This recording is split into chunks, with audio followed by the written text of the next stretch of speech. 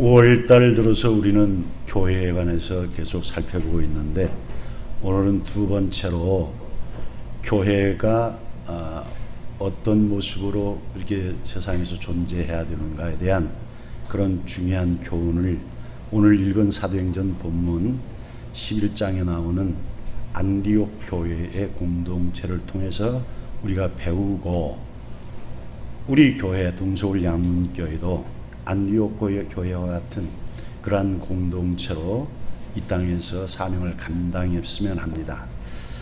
여기 본문에 보면은 19절에 그때의 스데반의 일로 일어난 환난으로 말미암아 흩어진 자들이 베니게와 구브로와 안디옥까지 이르러 유대인에게만 말씀을 전하는데 라고 이 안디옥 교회가 설립되게 되게 된 배경을 설명해 주고 있습니다. 그걸 보면 그때라는 것은 뒤에 설명되어 있지요. 스데반 집사가 순교당하는 것을 계기로 예루살렘 교회 공동체가 흩어졌어요. 하나님의 놀라우신 그 숨은 지혜와 능력이 그 속에 있습니다.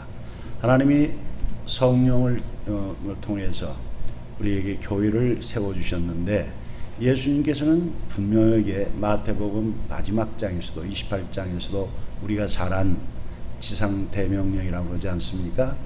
너희는 온 세상 만민들에게 복음을 전하라고 땅끝까지 이르러서 그렇게 전하라고 말씀을 했는데도 불구하고 예루살렘 초대교회가 부흥됐는데 그 점에서는 닫혀 있었습니다. 그러니까 구약적 사고를 가지고 있는 거지요. 구약적 사고라는 것은 유대교적 사고지요. 유대교 시대 때는 성전 중심, 제사장 통해서, 그래서 다른 이방인들이 개종해가지고 예루살렘으로 와서 성전 중심으로 예배드리는 그런 형태였잖아요. 그런 시대가 아니고 교회 시대, 이제 새로운 성령의 시대, 은혜의 시대는 다른, 신약 시대는 다른 거죠. 이제는 하나님께서 예수 그리스도의 이름으로 예수를 믿는 사람들 안에 성령이 들어오셔서 우리가 예수 믿는 사람들이 곧 성전이 돼서 우리를 통해서 만민에게 복음이 증거되어지는, 그러니까 제한적이지 않는, 유대 민족에게 국한되지 않는, 본래 이스라엘 백성도 치료하게 하나님께서 세우실 때 분명히 그 언약을 맺을 때 얘기를 해줘요. 내가 너희들을 제사장 나라로 쓰겠다라고. 지난주 우리 설교 오셨던 우리 신목사님도 말씀하셨죠. 하나님이 우리를 부르시면은 두 가지 뜻이 있다라는 거죠. 하나는 구원으로의 부르심, 소명을 두 가지. 하나는 구원으로의 부르심. 우리를 구원해 주시기를 불러주셨는데, 구원받은 우리에게 또 하나의 부르심이 있는데 그건 뭐예요? 선교라는 거예요. 증인으로서의 삶을 살라는 거예요. 우리는 착각하고 있지요. 우리도 이 한국 우리 사람들도 복하면은 이게 성경에서 말하는 복과는 다른 것을 가지고 우리 교회에 다 오지요.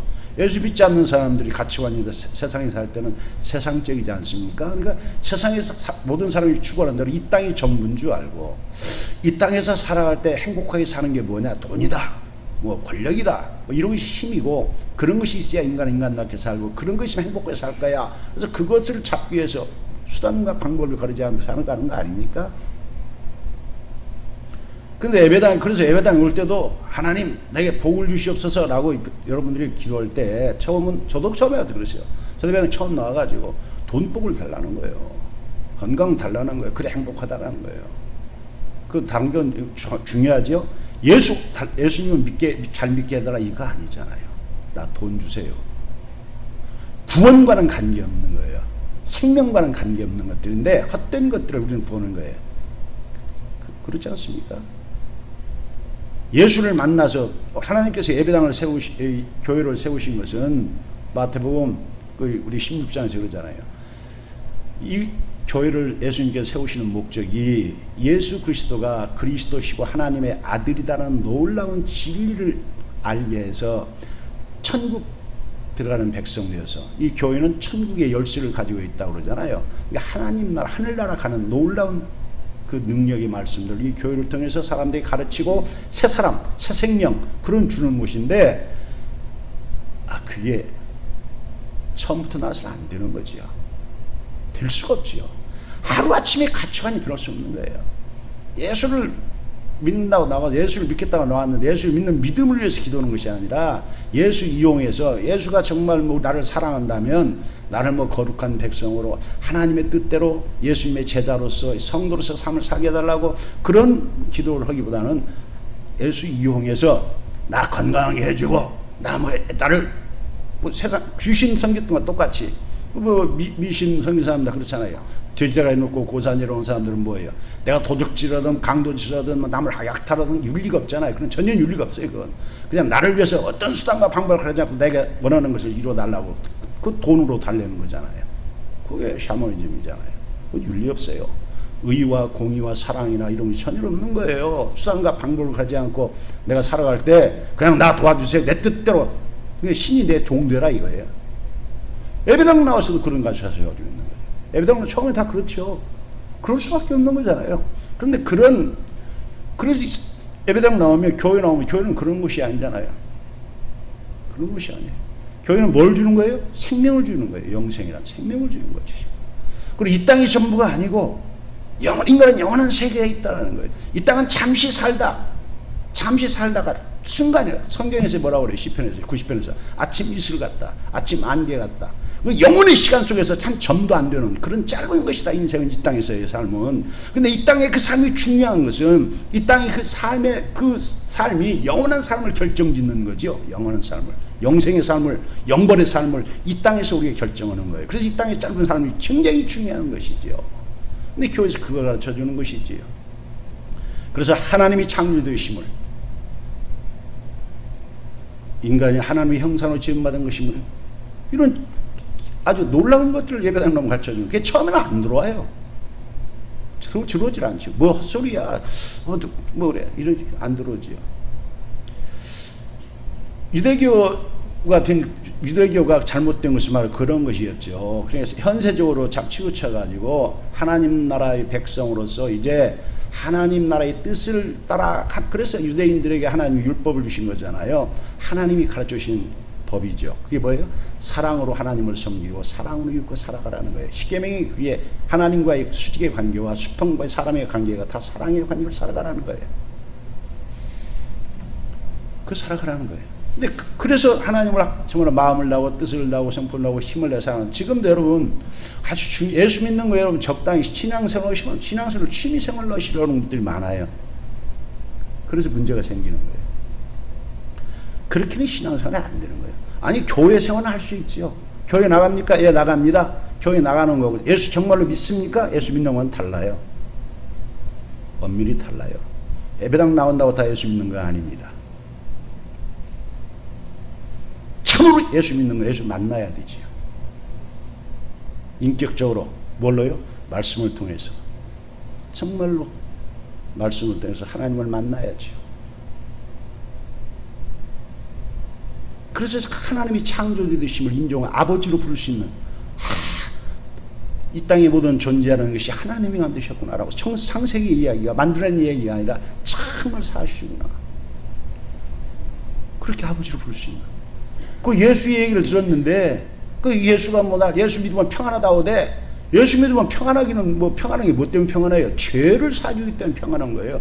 죄를 알고 정말 내가 죄인이구나. 죄가 뭔지를 아는, 그 죄가 내가 늘 가르치잖아요. 죄가 무슨 죄, 이야기. 세상의 윤리적인 죄를 말하는 것이 먼저 한 게 아니라고. 예배당 나오면 너 죄인이지? 마음속으로 죄진 거 없냐? 그렇게 물으면 성경이 잘못 가르치는 거예요. 교회에서.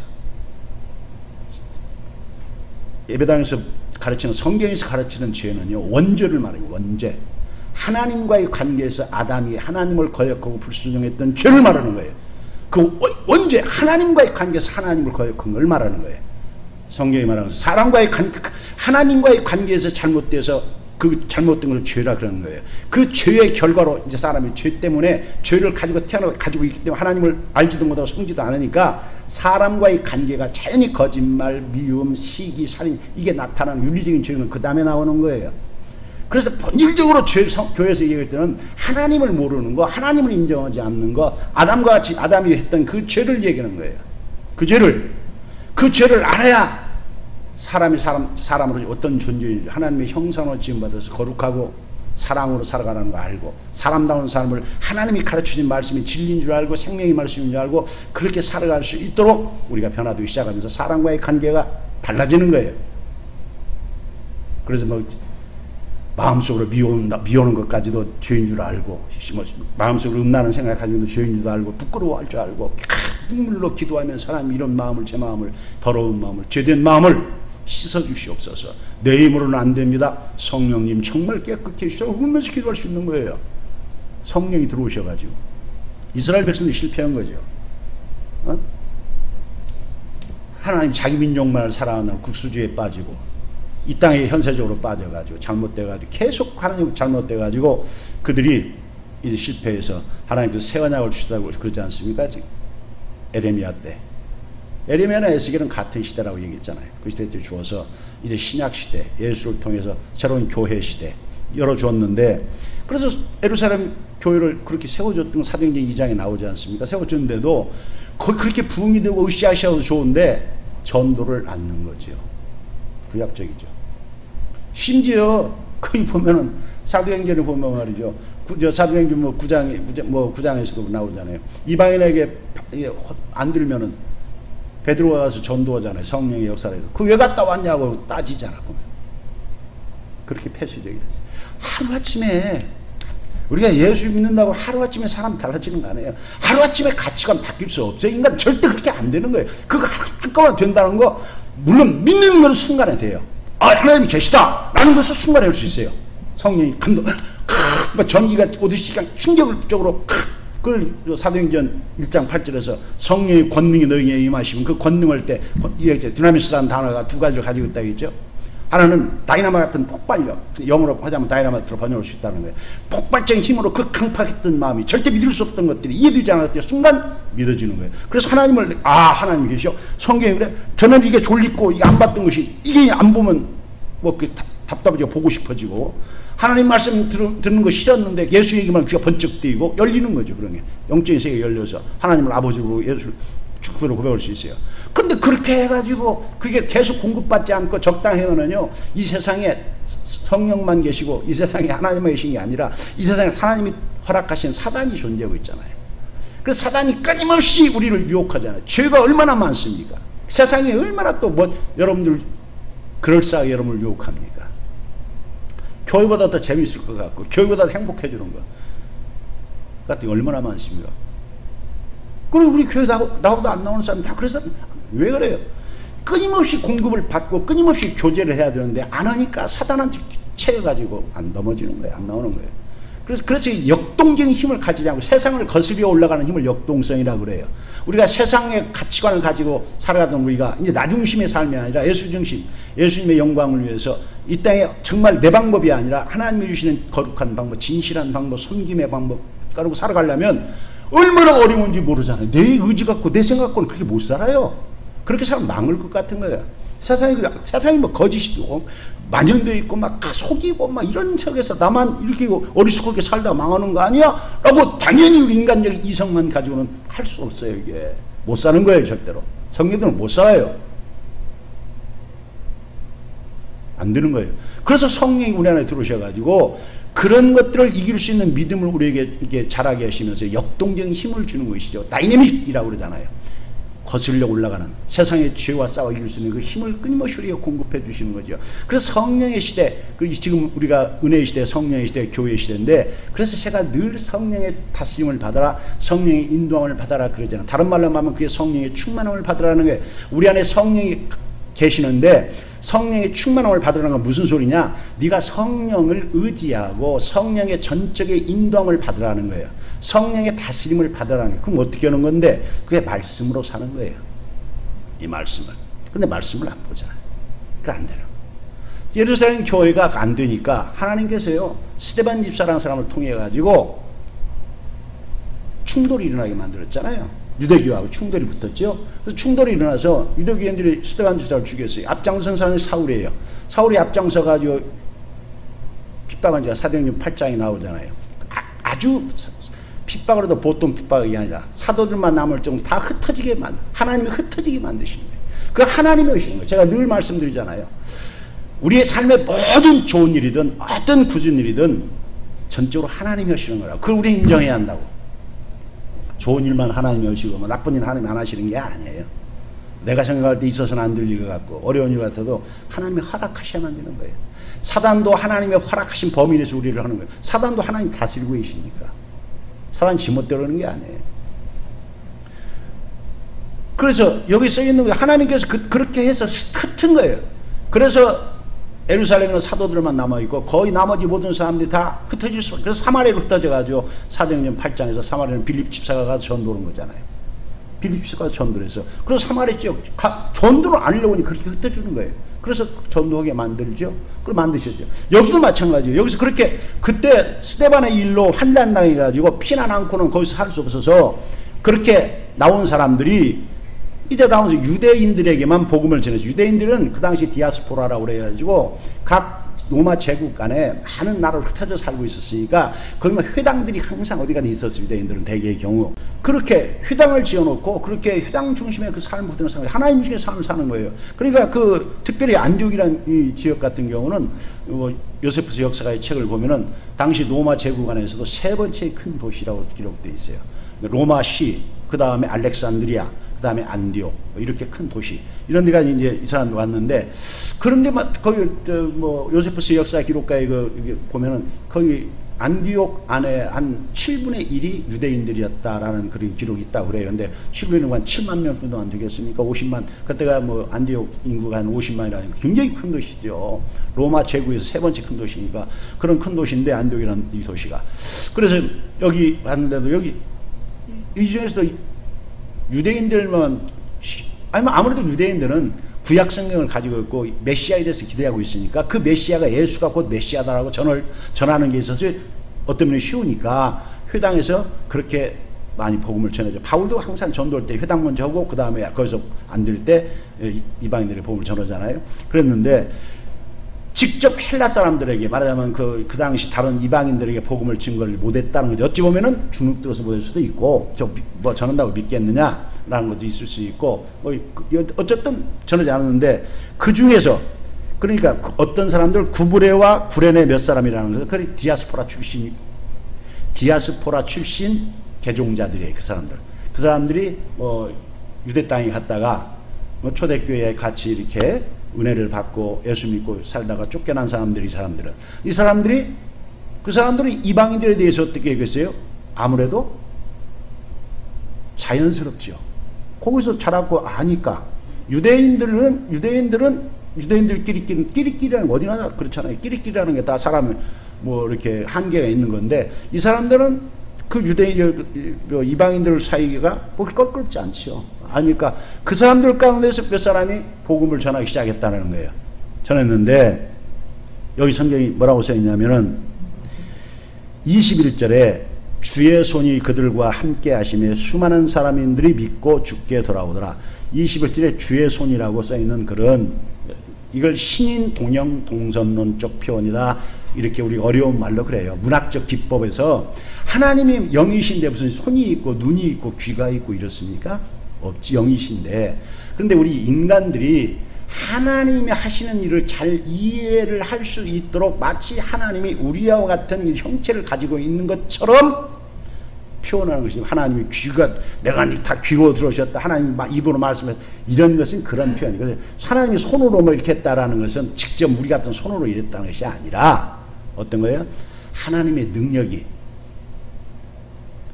하나님의 권능이 임했을 때 쓰는 표현이라는 거죠.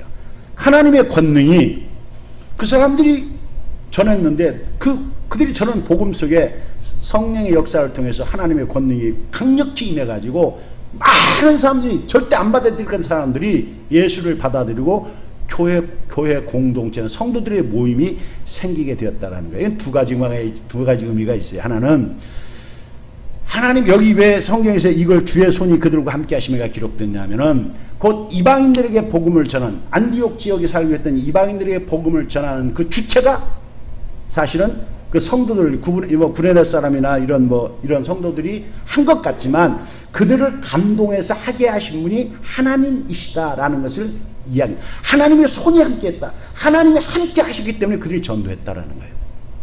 그러니까 그들이 의도적으로 했던 무의식적으로 했던 어쨌든 하는 것들은 하나님의 성령이 그들을 감동해서 하나님이 하도록 하셨다라는 것을 성경이 이야기하는 거예요. 이방 선교는 모든 우리에게 복음 전하고 하는 것은 사람의 계획에 의해서 하는 게 아니라 전적으로 하나님의 계획에 의해서 성령에서 이루어진다라는 것을 얘기하는 거예요. 그리고 두 번째는 이 이방인에게 복음을 전도하는 것이 정당한 것이다라는 것이지요. 바로 이방인에게 복음을 전하는 것은 하나님이 원하시는 것이고 원하시는 것이기에 이렇게 했다라고 이방인에게 복음을 전하는 정당성, 이것을 지금 가르쳐 주는 거예요. 두 가지를. 하나님이 정말 원하시는 거예요. 하나님께서 복음은요, 하나님이셔요. 그래서 우리가 잘 아는 대로 구약시대 때 이미 우리가 써있잖아요. 하박국 3장 2절에서 써있잖아요. 그런 말씀이에요. 여호와여, 주는 주의 일을 이 수년 내에 부흥케 하옵소서. 우리가 자주 쓰는, 부흥회 때마다 걸어놓는 거잖아요. 이 구원의 역사는 인간이 하는 게 아니라 전적으로 하나님이 하시는 거예요. 전적으로 하나님의 은혜로, 하나님의 능력으로 하나님이 이루어가는 거예요. 3년. 그래서 이 성령, 이 사도행전도 다른 말로 말하면 성령행전이라고 부르야 맞는 거지요. 성령께서 사도들을 새롭게 해가지고 그들에게 1장 8절에 예수님 말씀대로 권능을 부어주셔서 놀라운 예수님의 그 전에 깨닫지도 못하고 알지도 못하고 이해도 못했던 것들을 믿게 하시고 알게 하시고 증거할 수 있도록 그 권능을 주셔가지고 교회를 세우시고 그렇게 하신 것들을 기록한 것이 이게 사도행전이지 않습니까? 그래서 이 복음의 증거, 이방인 안디옥 교회의 설립도 사실은 하나님께서 몇 사람, 평신도 몇 사람 움직여가지고 사도들은 감히 여기까지 전하지 못했는데, 전할 생각도 못했는데 세상에 평신도들을 움직여가지고 그 사마리아 전도, 사도행전 8장 사마리아 이방인 전도도 그 집사, 빌립 집사 그 사람을 통해서 얘기하는 거예요. 그래서 집사, 빌립 집사 통해서 이렇게 했는데, 그래서 교회 공동체라는 공동체가 형성됐는데 온전한 교육을 받은 집사들이 아니니까, 온전한 한 사람들이 아니니까 교회를 제대로 이끌어갈 수 없잖아요. 이제 교회를 세워나가야 되고 교육을 해야 되고 여러 가르쳐야 되는데, 성경도 가르치고 이래야 되는데 그런 것들이 전문 지식이 없는 사람들이잖아요, 이 사람들은. 그래서 이 소식을 누가 들어요? 예루살렘 교회가 바로 보고를 들은 것이죠. 예루살렘 모교회에 중요한 역할을 했던 것은 이미 훈련된 많은 선지자들, 사도들이 거기 있어서 이렇게 교회가 어디가 생겨졌다, 복음이 전해졌다면 바로 전문 사역자들 그리 파견해가지고 교회답게 성도들을 교회 공동체 제자로 훈련시키는 그런 일들을 예루살렘 교회가 맡아서 큰일을 했던 것이죠. 그래서 그 사도행전 8장에서도 빌립이 가서 성령의 권능으로 귀신도 쫓아내고 이런 일로 사람들이 복음을 받아들이니까 그 소식을 들은 예루살렘 교회가 14절에 보면은 베드로와 요한을 보내가지고 그 사마리아와 세진 교회들을 다시 재정비하고 새롭게 그들에게 안수하고 하는 것들을 볼 수 있는데, 여기에 파송한 사람은 예루살렘 교회가 누구를 보냈느냐? 바나바라는 사람을 보냈다 이렇게 써 있어요. 그래서 바나바에 대해서 우리가 잘 알죠? 여기 바나바는 24절에 설명합니다. 왜 바나바를 보냈느냐? 24절에 보면은 바나바는 착한 사람이라는 거예요. 성령과, 왜 착한 사람이냐? 성령과 믿음이 충만한 사람이다라는 거예요. 이게 여러분 잘 아시지요? 이 바나바라는 사람은 우리가 사도행전 4장 마지막 절에 소개된 사람이에요. 본래 구브로 출신이라 했어요. 구브로는 이방 나라지, 말하자면 유대 나라가 아니라, 예루살렘 출신이 아니라 이방 나라, 말하자면 외국이죠. 구브라 출신이라는 것이죠. 출신 배경이 그래요. 그리고 이름은 본래 요셉이었는데, 레위 족속이었는데 와서 예수 믿고 이 사람이 은혜를 크게 받았는데, 그래서 자기 가지고 있는 밭도 팔아가지고 돈 가지고 헌금을 다 베드린 대표적인 인물로 사도행전 4장에서 소개했다고 제가 말씀드렸잖아요. 5장에서는 반대되는 인물 누구였다? 아나니와 삽비라고 대비시켰다고 제가 설명해 드렸죠. 그만큼 이 사람이 그 초대교회 때 신실한 그런 믿음의 어떤 본보기적인 그런 좋은 사람이죠. 이 사람이 정말로 섬기기를 잘하고 성품이 온유하고 특별히 가르치기를 잘하니까 은사가 있었던 것 같아요. 그러니까 사도들이 이름을 지어준 게 바나바였어요. 바나바라는 이름이 위로의 사람, 권면의 사람, 이런 이름을 뜻을 가지고 있는데, 그렇게 교회에서도 열심히, 그건 은사들이 다 있잖아요. 어떤 사람 보면 잘 가르치고 또 어떤 사람 노래를 잘하고 은사가 다 다르는데, 그리고 마음이 참 순수한 사람이죠. 그러니까 자기 성령의 감동을 따라서, 다른 말로 하면 성령에 충만한 사람, 성령의 감동을 따라 사는 사람들은 자기 중심의 사람이 아니에요. 철저히 하나님의 영광을 위해서 무엇을 하든지 하나님이 기뻐하시는 거라면 자신을 내려놓고 온전히 순종하는 사람들, 물질도 시간도 재능도 기쁨으로 하나님의 영광을 위해서 드리는 사람들이에요. 여러분 잘 보십시오. 우리 예수 신앙생활할 때요, 뭐 어떻게 기쁨 인율하십니까? 적당히 신앙생활 해보십시오. 전혀 기쁨 없어요. 아십니까? 전혀 기쁨 없어요. 예수 못 만나면 무슨 기쁨이 있어요? 성경에서 적당히 해서 신앙생활에 예수 만난다고 써있는데 한 구절도 없습니다. 네 마음을 다하고, 성경은 엄밀히 정확히 그렇게 해요. 네 마음을 다하고 뜻을 다하고 힘을 다하고 성품을 다해 주 너희 하나님을 사랑하라. 목숨 걸고 하라는 거예요. 적당히 뭐 나오다 안 나오다, 뭐 알아서 몸 컨디션 안 나오면 안 나오고 그래가지고요 능력이 없어요. 변화되지 않아요. 교육을 받지 않으면. 이 바나바가 여기 착한 사람이라는 것은 우리가 사도행 제가 첫 주에 설교에서 얘기했잖아요. 예루살렘 초대교회에 문제가 있을 때 사도들이 인정을 하고 그럼 집사를 세우라 할 때 집사를 세우는 조건이 뭐였어요? 어떤 분을 집사를 세우라고 그랬어요? 잘 기억해야 돼요, 여러분들이. 교회에서 어떤 사람들이 일꾼이 돼야 돼요? 돈 많은 사람?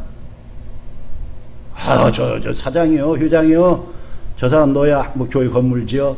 그렇게 건물 지어지면 그 사람이 왕노릇해요. 그런 사람 세우면 절대 교회 안 돼요.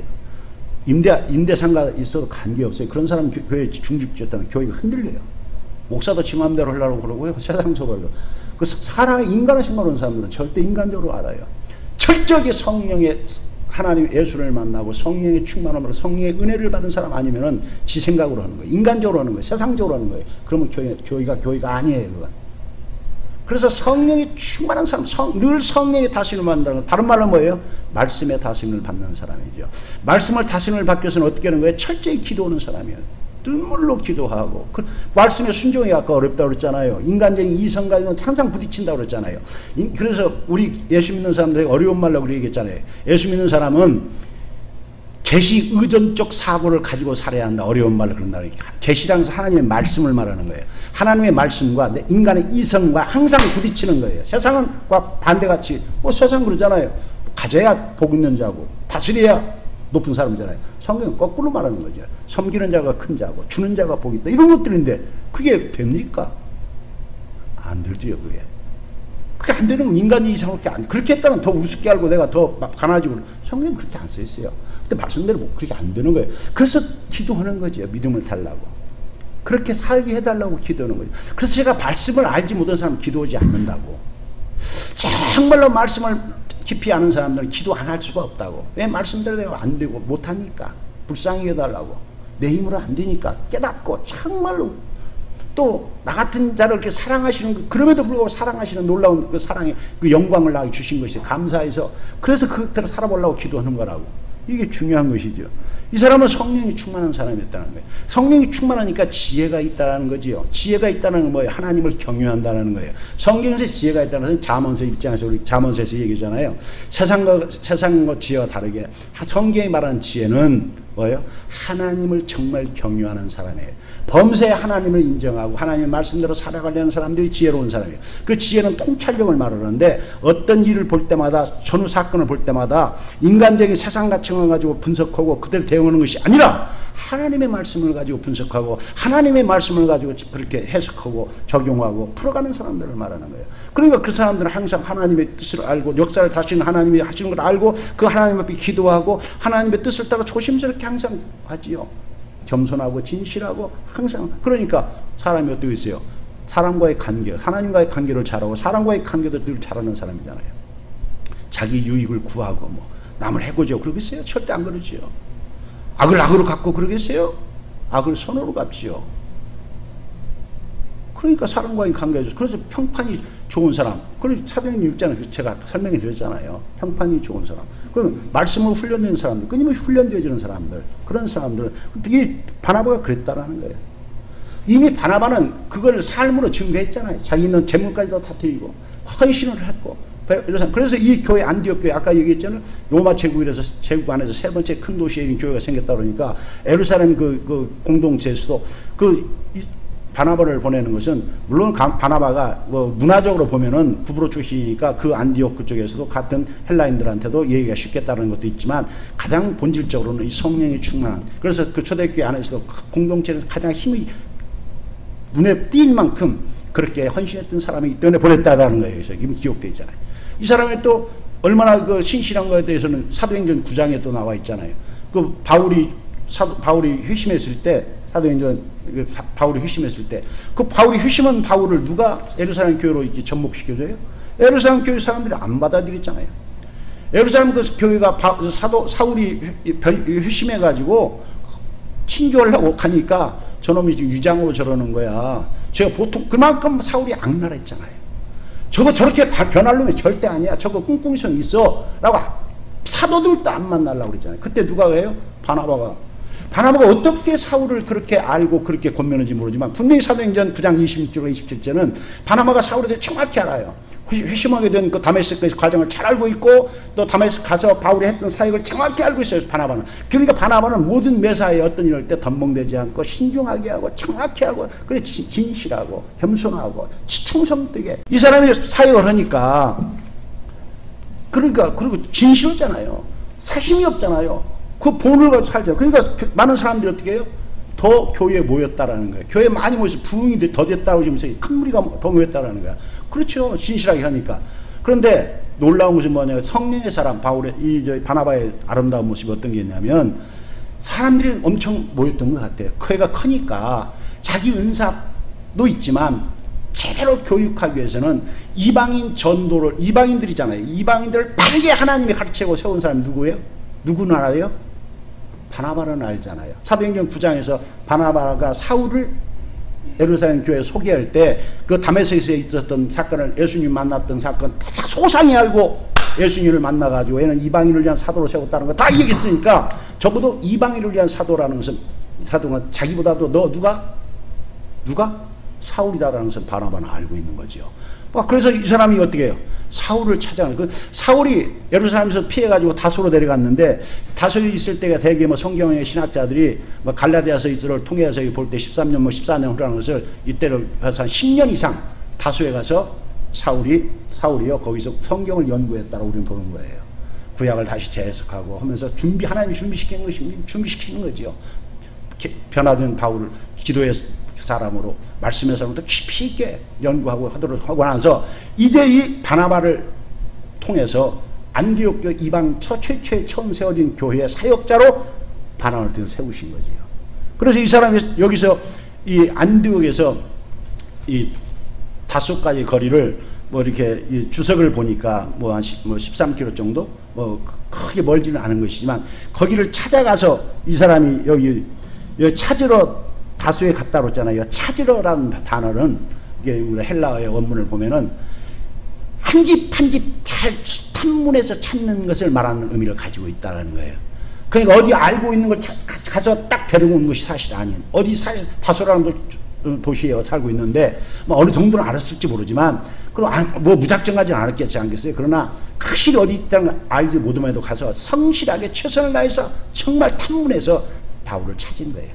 찾아가지고 모시고 와서 어떻게 해요? 함께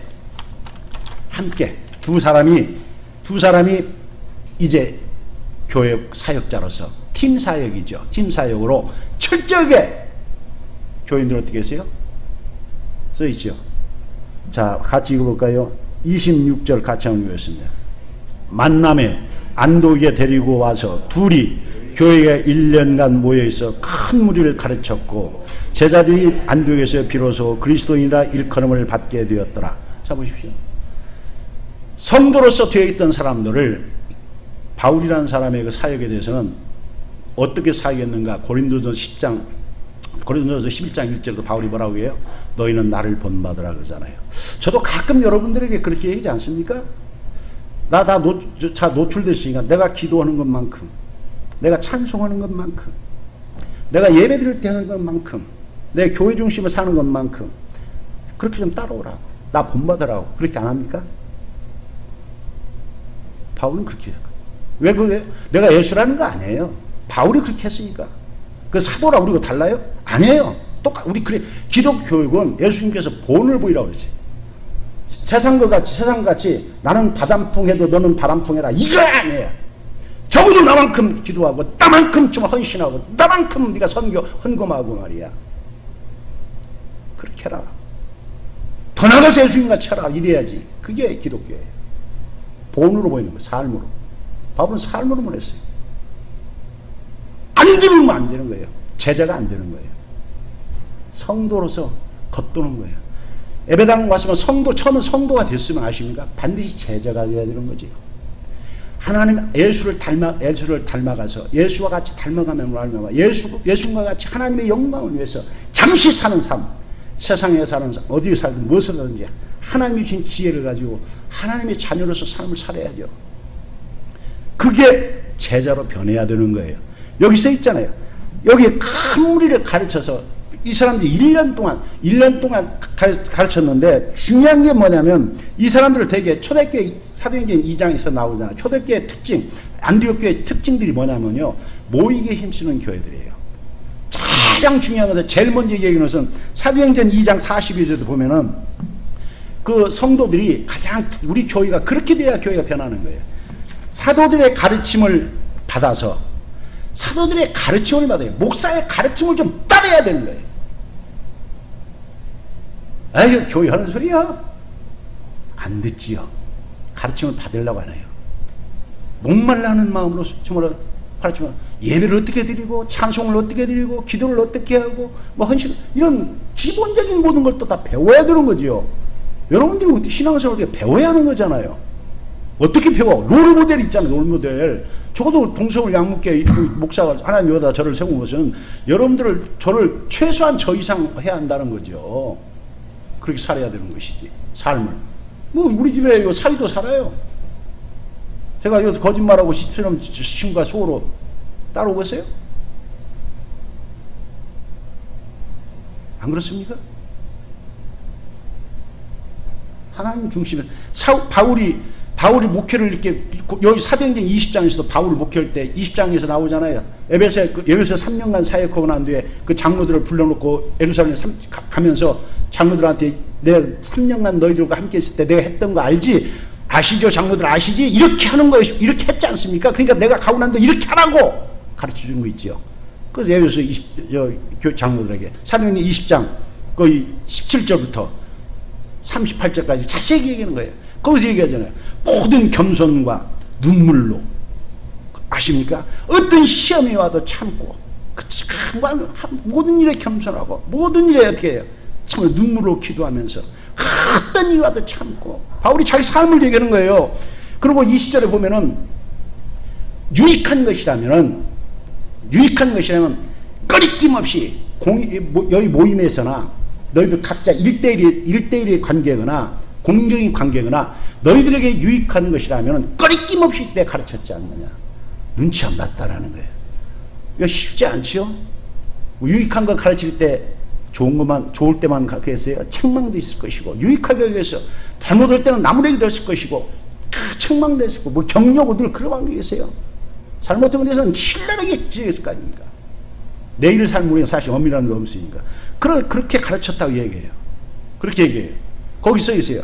그래서 하나님 앞에 21절에 회개케 하고 그리스도에 대한 믿음을 키워줬다는 거예요. 그래야 하나님 앞에 잘못된 걸 회개하고 믿음이 성장하는 거지. 예수를 닮아가는 거지. 날라리같이 늘 적당해가지고 됩니까? 전문가가 봐야 아는 거 아닙니까, 여러분들? 여러분 자신 보고 알아요? 전문가가 봐야 아는 거죠. 목사는 전문가 아닙니까? 여러분의 신앙 상태를 영적인 체크할 수 있는. 그래서 저도 하나님이 여러분들을 저한테 맡겼기 때문에 여러분 한 분 한 분 분석을 하고 위에서 삶을 심히 관찰하고 내가 눈으로 가서 보지 않아도 귀로 또 하나님 듣게 하시고 알게 하셔서 어떻게 하겠다는 것을 하나님이 알게 하는 거예요. 하나님만 여러분 알고 계신 게 아니라 내가 투시 은사에 쓰는 게 아니라 다 듣고 알게 하는 거예요. 왜냐면 기도하게 하려고 바르게 가르치게 하려고. 그래서 하나님 앞에 올바른 관계를 갖고 회개하고 그래서 예수에 대한 믿음이 성장해서 예수의 사람을 살게 하려고 그런 거 하기 위해서 28절에는 성령을 의지하고 했다. 그리고 30절에는 말씀으로 내를 했다. 그런 얘기를 하는 거예요. 그리고 35절은 깨끗한 마음으로 내 손에 일해가면서 참을 섬김을 했다. 그렇게 하는 것이니까 너희들도 그렇게 당신도 사람도 그렇게 하라라고 한 것을 통해서 바울과 바나바가 이 안디옥 교회 1년간 그렇게 했다라고 우리가 알 수 있는 거예요. 그렇게 바울이 본을 보이고 그렇게 가르침을 열심히 들었기 때문에 성도들이 배웠기 때문에 가르침을 받았기 때문에 또 안 지킬 때는 지키도록 했기 때문에 그들이 변화된 거예요. 그래서 제자가 된 거예요. 제자가 되니까 놀라운 현상이 나타났다는 거예요. 여기에 신학적으로 큰 획을 긋는 큰 역사를 안디옥 교회가 이룬 거예요. 뭐예요? 그때 성경에 뭐라 써 있어요? 밖에 있던 사람들이 이 공동체를 보고 이 사람들을 뭐라고 불렀느냐? 뭐라고 불렀다는 거예요? 비로소 그리스도인이라 불렀다는 거예요. 이게 간단한 말이 아닙니다. 이게 처음으로 그리스도인이라 불렀다는 그리스도인. 그래서 어떤 신학자들은 그리스도인이라는 말을, 크리스찬이라는 말을 이게 비하적으로 불렀다는데 그건 잘못 해석하는 거예요. 잘못 해석하는 거예요. 왜냐하면 그 당시 문화가, 2000년 전 그 당시 예수 당시 문화가 어떤 추종자를 따르는 사람들의 그 무리들을 그 사람 이름을 붙여가지고 부르는 것이 관례에서 뭐 헤롯 땅 뭐 이런 것들이 다 뭐 그래서 그 예수를 따르는, 그리스도를 따르는 사람들, 저 사람들은 어떤 사람들? 그리스도에게 속한 사람들. 정말 저 사람은 달라. 그리고 저 삶의 가치관이 지가 주인이 아니고 예수님을 가치관을 알고 모든 것을 예수님 말씀을 따라서 그렇게 살아가는 사람들이야. 하나님의 영광을 살아. 그래서 그들이 그리스도인이라고 불렀대요. 전에 유대인들이 이 기독교를 뭐라고 불렀어요? 기독교인들을 뭐라고 불렀어요? 멸시할 때부터는 갈릴리 사람, 그러니까 나사렛 사람. 멸시하면서 불렀던 이름은 그런 거였는데, 여기에서 안디옥 교회라는 교회에서 이들이 제자가 돼서 그렇게 변화되니까 삶이 변화되고 가치관이 변화되고 삶이 변화된 거 아니에요. 세상 사람 봐도 변화됐잖아요. 그 놀라운 거 아닙니까? 사랑의 사람으로, 진리의 삶으로, 섬김의 삶으로, 거룩한 삶으로 변화되니까 그들이 뭐라고 할 수 있는, 제가 옛날에는 개망난이었는데 달라졌어. 어떻게 되었어? 저 나도 어디가, 저 그리스도인, 크리스찬이라고, 저 사람들 크리스찬이라고, 그건 그리스도인이다, 정말. 정말 그리스도를 저 사람들이 배운다더니 정말 그리스도가 저렇구만, 크리스찬이구만. 그리스도께 소속된 사람, 그리스도를 닮아가는 사람이 우리는 그게 그렇게 인정받는, 이게 신학적으로 엄청난 거죠. 새로운 획기적인 획을 그은 거죠. 기독교가 유대교 완전히 새롭게, 유대교의 한 아류가 아니라, 유대교의 한 분파가 아니라 이제 기독교가 참으로 독자적으로 기독교라는 것을 공인은 놀라운 획을 긋는 그 역사를 안디옥 교회가 이루낸 거예요, 여러분. 우리도 그리 안 되겠습니까? 우리 교회가 예배당 나오면은 여러분이 정말 예배당에서 열심히 와서 찬송도 배우시고 기도도 배우시고, 그러기 위해서 뭐 수요 기도, 새벽 기도, 뭐 심야 기도, 철학기도 있지 않습니까? 나와서 정말로 배워야 안 됩니다. 배워야죠. 가르치면. 정말 제가 안타까운 게 뭐니까 지금 세상 사람들은 디모데전서 3장 같이 말세가 돼가지고 말이지요, 바른 말에 귀를 돌이키지도 않고 자기가 옳다고 듣지 않는 거야. 이 교회도 그래.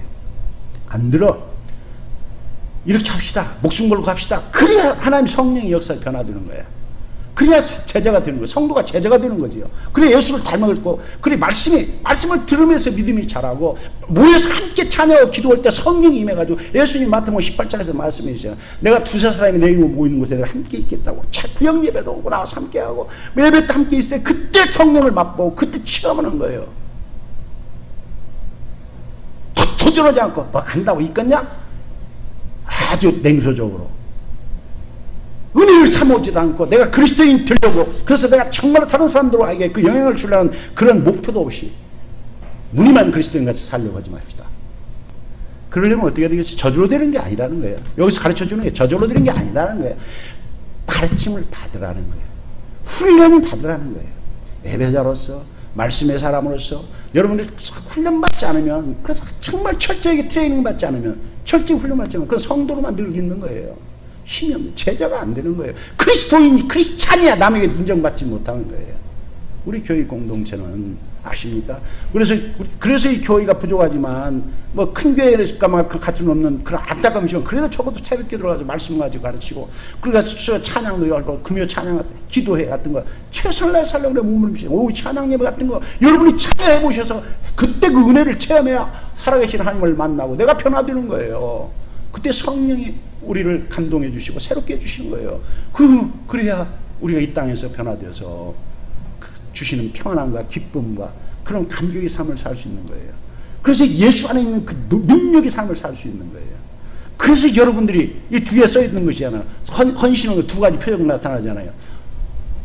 예루살렘 교회가 어려움에 있다는 것 듣고도 만나본 적이 없지만 어떻게 알고? 형제로 알고, 하나님을 아버지를 부르는 형제로 알고, 예수를 머리로 한 지체로서 의식을 가지고 있는 것 각자 힘을 다해서 정성껏 그들을 공개 섬겼다고. 33장에서 어떻게 해요? 1년 지나 성숙해지니까 하나님 때가 되셨잖아요. 훈련되니까 선교사 파송하는 그 교회로. 그래서 이 안디옥 교회는요, 이방 교회로서 최초의 교회이기도 하지만 이방 선교의 전초 기지로 해가지고 사도 바울이 여기에서 1차, 2차, 3차 다 파송받아가지고 선교한 큰 교회였습니다.